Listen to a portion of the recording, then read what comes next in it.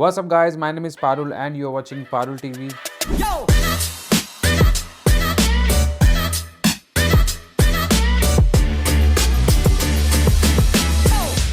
तो हाँ जी दोस्तों, आज की वीडियो में हम बात करने जा रहे हैं क्यूबेक के हर उस इमिग्रेशन पैथवे और प्रोग्राम के बारे में जिसके थ्रू आपकी कनाडा की परमानेंट रेजिडेंसी यानी कि पीआर हो सकती है। तो अगर तो आप क्यूबेक में इंटरनेशनल स्टूडेंट हैं या फिर वर्क परमिट पे हैं या फिर क्यूबेक से बाहर हैं, मैं सारे प्रोग्राम्स डिटेल में शेयर करूंगा और उनके सारे लिंक्स भी आपके साथ शेयर करने जा रहा हूं, तो एंड तक वीडियो को ज़रूर देखना। चलिए दोस्तों, वीडियो को शुरू करते हैं। Before we dive into content, मैं शाउट आउट देना चाहूँगा जी हमारे आज के वीडियो के स्पॉन्सर्स का, जो कि है नियो फाइनेंशियल। तो बात ऐसे है कि जब मैं कनाडा आया था तो मैंने सोचा था कि हर खर्चे को मैं सेविंग्स के थ्रू मैनेज करूंगा और क्रेडिट कार्ड जो है वो सिर्फ इमरजेंसी में यूज़ किया जाता है। फिर मुझे मिला नियो का ये Mastercard, no annual fee और कैशबैक एवरी डे एक्सपेंसेस पे। और सबसे बेस्ट पार्ट, इस कैशबैक को मैं जैसे चाहूँ वैसे यूज़ कर सकता हूँ, चाहे ग्रोसरीज ले रहा हूँ या फिर कॉफ़ी ले रहा हूँ या फिर अपने डेली के मेरे कोई खर्चे हैं, इस कैशबैक को मैं अपनी मर्जी से कहीं भी स्पेंड कर सकता हूँ। और एक बड़ी बात, जो इनकी ऐप है वो इतनी सिंपल है कि सारा कुछ उसमें रियल टाइम में आता है। अब अगर आप $100 खर्च कर रहे हो और उसमें आपका जो भी परसेंटेज कैशबैक बनता है और राइट वे आपके रिवार्ड सेक्शन में आ जाएगा, आप उसे देख सकते हो और आप फिर उसको यूज़ भी कर सकते हो। ना कोई पेपर वर्क, ना कोई कंफ्यूजिंग पॉइंट्स और ना ही किसी ब्रांच जाने की टेंशन। अब अगर मैं आपको अपनी बात बताऊं तो लास्ट ईयर मैंने थाउजेंड्स ऑफ डॉलर सेव किए हैं। अब अगर आपको भी खर्चा करना है तो क्यों ना फिर कैशबैक का पूरा फायदा उठाया जाए। इनका लिंक मैं नीचे डिस्क्रिप्शन में और कॉमेंट में दे रहा हूँ, जाकर करो apply. Go get your neo master card and start earning today. दोस्तों, क्यूबेक कनाडा का एक ऐसा प्रोविंस है जिनका खुद का अपना बनाया हुआ इमिग्रेशन सिस्टम है। इसमें दो प्रोग्राम है जो प्राइमरीली इनके चलते हैं। पहला है PEQ which is called programme the experience क्यूबेकवास, और दूसरा है Quebec skilled worker programme Arrima. ये दोनों प्रोग्राम्स में अगर आपके पास फ्रेंच स्कोर है तो बहुत ही अमेजिंग एडवांटेज है, क्योंकि क्यूबेक में फ्रेंच नंबर 1 इनकी प्राइमरी लैंग्वेज है।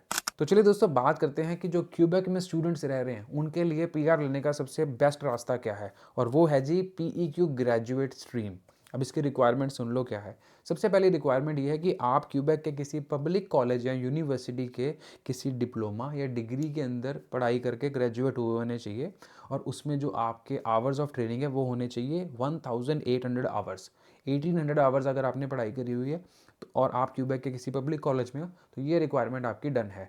सेकंड जो रिक्वायरमेंट है वो है फ्रेंच का एग्ज़ाम, जो कि बहुत ज़्यादा इंपॉर्टेंट है। इसमें आपका B2 लेवल आया होना चाहिए। जो पेपर होता है फ्रेंच का, उसमें A1 A2 B1 B2 ऐसे लेवल्स आते हैं, आपने देखा होगा, इंटरनेट पे जाके पढ़ो।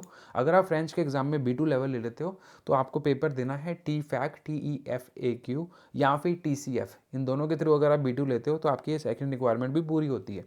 तीसरी जो रिक्वायरमेंट है वो ये है कि ग्रेजुएट होने के बाद 6 मंथ्स के अंदर आपको CSQ अप्लाई करना है। अगर आप ये 3 चीज़ें करते हैं तो आपको यहाँ पर श्योर शॉट पीआर मिलेगी। अगर मैं टाइमलाइन की बात करूँ कि कितना टाइम लगता है, क्योंकि ये भी एक कमेंट आता है कि भाई टाइम बहुत लग रहा है आजकल पीआर आने में, लेकिन अगर आपके पास ये 3 स्टेप्स हैं तो श्योर शॉट स्टडी कंप्लीट करने में मान के चलते अगर आपके 2 साल हैं और साथ साथ में आप फ्रेंच पैरेलल में सीखते हो, ये लोग उन लोगों के लिए भी वैलिड है जो अभी आने वाले हैं।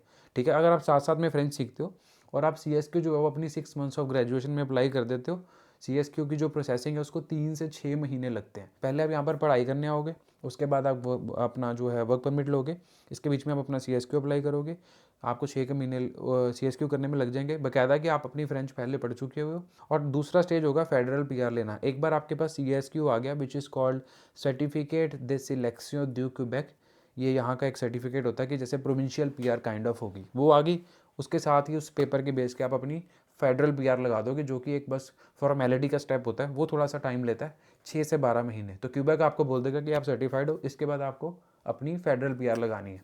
मोटा मोटा लगा के चलें, फ्रेंच के साथ और इस प्रोग्राम के साथ आप 2 साल के अंदर अपनी परमानेंट रेजिडेंसी ले सकते हैं। तो अगर आप 2 साल के प्रोग्राम में आ रहे हैं, 3 का आपका वर्क परमिट है, तो ये बहुत ही बेस्ट राउट बनता है कि आपका वर्क परमिट ख़त्म होने से पहले आपकी पीआर आ जाएगी। एक और सबसे बड़ा पॉइंट ये भी है कि जब आपके पास CSQ आ जाता है, मान के चलते हैं कि आपको फ्रेंच पढ़ने में टाइम लग गया या फिर कुछ ऊपर नीचे हो गया, तो जैसे ही आपके पास लोकल CSQ आ गया जिसे 6 महीने लगते हैं, उसके बाद पीआर चाहे जितना मर्जी ले टाइम अपना आने में, आपको यहाँ से कोई वापस नहीं भेज सकता। आप कंटिन्यू कर सकते हो काम करना यहाँ पे।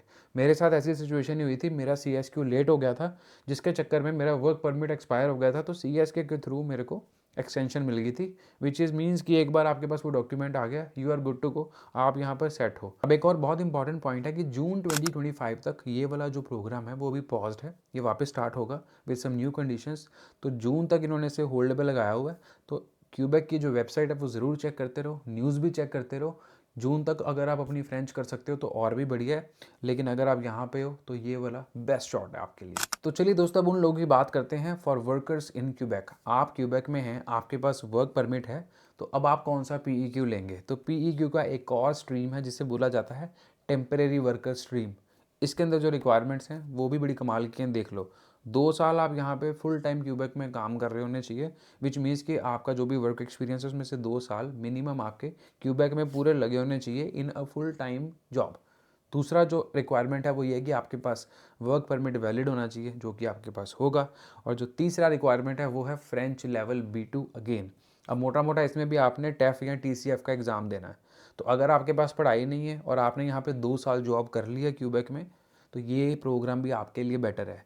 अब ये उन लोगों के लिए मज़ेदार हो सकता है जो कनाडा आए, उनको कहीं से PR नहीं मिली, पढ़ाई ख़त्म करते हुए क्यूबेक में आ गए और उन्होंने यहाँ पे जॉब ले ली और फ्रेंच साथ साथ में करनी शुरू हो गए।